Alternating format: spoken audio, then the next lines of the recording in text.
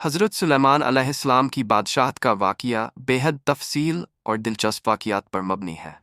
ये वाक़या कुरान पाक और अहादीस में बयान हुआ है, जिससे हमें कई अहम सबक और नसीहतें हासिल होती हैं। हज़रत सुलेमान अलैहिस्सलाम अल्लाह ताला के नबी थे और उन्हें एक ऐसी बादशाहत अता की गई थी जो दुनिया में किसी और को नहीं मिली। उनकी हुकूमत के तमाम पहलुओं पर नज़र डालने के लिए हम दर्ज झैल मौज़ूआत का जायज़ा लेंगे। हज़रत सुलेमान अलैहिस्सलाम की बादशाहत और नेमतें।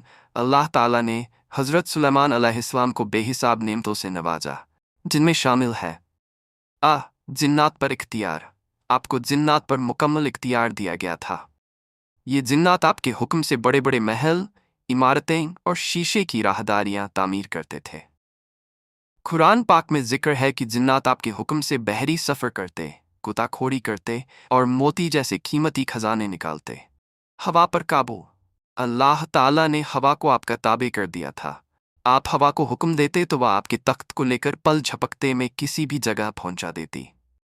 परिंदों की जुबान का इल्म। सुलेमान अलैहिस्सलाम को परिंदों की जुबान समझने और उनसे बात करने की सलाहियत दी गई थी।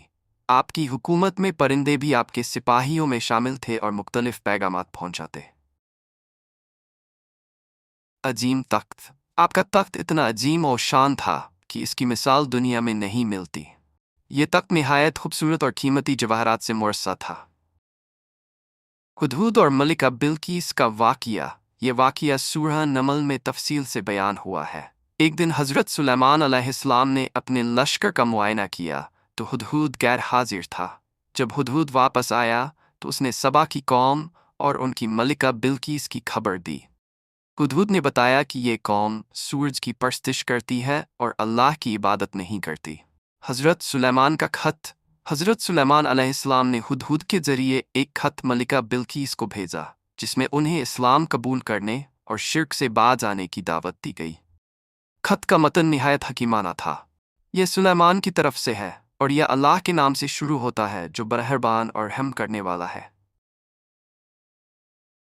मलिका बिल्कीस का रद्द अमल।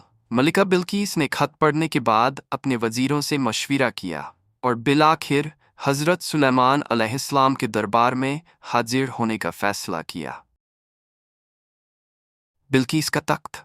हज़रत सुलेमान अलैहिस्सलाम ने मलिका बिल्कीस के आने से पहले ही उसका तख्त अपने दरबार में मंगवाने का हुक्म दिया।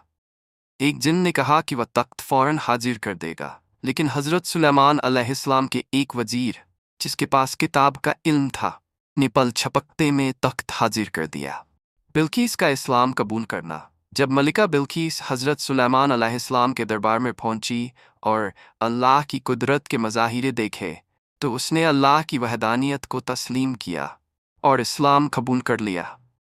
3. हज़रत सुलेमान अलैहिस्सलाम की हिकमत और इंसाफ। हज़रत सुलेमान अलैहिस्सलाम अपनी गैर मामूली हिकमत और इंसाफ की वजह से मशहूर थे। एक मशहूर वाक़या है कि दो औरतें एक बच्चे के लिए दावा लेकर आपके पास आईं। दोनों कह रही थी कि बच्चा उनका है। हज़रत सुलेमान अलैहिस्सलाम ने अपनी हिकमत से मामला हल किया और फ़ैसला किया कि बच्चा उस औरत को दिया जाए जो उसके लिए ज़्यादा मोहब्बत और कुर्बानी का जज्बा रखती थी।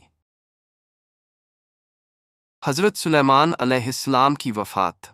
हज़रत सुलेमान अलैहिस्सलाम की वफ़ात का वाक़या निहायत दिलचस्प है। आप एक दिन इबादत में मशगूल थे और असा पर ठेक लगाए खड़े थे।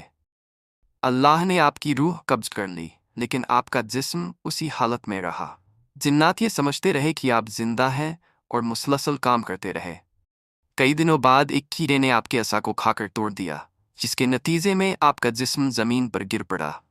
तब जिन्नात को मालूम हुआ कि हज़रत सुलेमान अलैहिस्सलाम वफ़ात पा चुके हैं। हज़रत सुलेमान अलैहिस्सलाम के वाक़यात से सबका। हज़रत सुलेमान अलैहिस्सलाम की ज़िंदगी से हमें कई अहम सबक मिलते हैं। अल्लाह की दी हुई नेमतों का शुक्र अदा करना चाहिए। तौहीद पर कायम रहना और शिर्क से बचना ज़रूरी है। इंसाफ के साथ हुकूमत करनी चाहिए। अल्लाह की कुदरत और हिकमत पर कामिल यकीन रखना चाहिए। हज़रत सुलेमान अलैहिस्सलाम की बादशाहत और उनके वाक़यात अल्लाह की अजीम कुदरत का मज़हर है, जो हमें अपनी ज़िंदगी में सही रास्ते पर चलने की रहनुमाई देते हैं।